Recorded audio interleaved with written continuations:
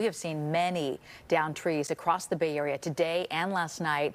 As we just have seen, they have been falling onto cars, power lines, and homes. That's right. KTVU's Tom Vakar was in Sonoma County, where firefighters actually responded to hundreds of calls. In Santa Rosa's higher, heavily treed urban wildland areas, soaked ground and high winds caused numerous tree falls.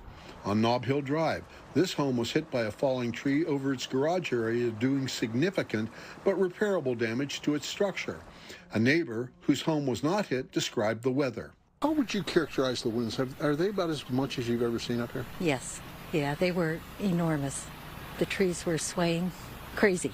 She's very glad her family took action on their property. We recently had a big oak tree taken out a couple weeks ago, and I'm really glad we had it taken out because it was right over our bedroom. Across the street, another tree fall just missed hitting another house. A mile away, a number of trees fell. No homes were hit. It was totally unexpected. You hear the storms coming in, half the time they don't turn out to be what we say they're going to be. So it was completely unexpected. We were away yesterday. We got a call where trees are coming down the area. So we came back. This is the end game of saturated soil. If you take a look over here, you will see that as this tree fell over, all of this ground is thoroughly soaked with water and it's basically muddy. What happens is it leaves a big hole in the ground. The problem with that hole is that changes the firmness of the earth around it, and there are plenty of other trees that might be affected by that. So this is by far still an active scene.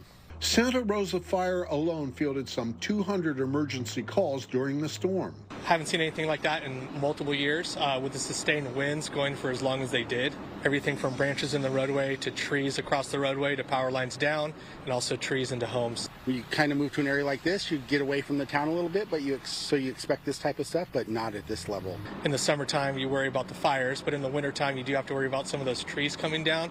And with the multiple systems that we've had come through the area, the ground saturation is very wet right now. In a related matter, another tree fall ripped up a huge section of road just off River Road, with the top of the tree actually temporarily obstructing part of very busy River Road until crews could clear it from traffic.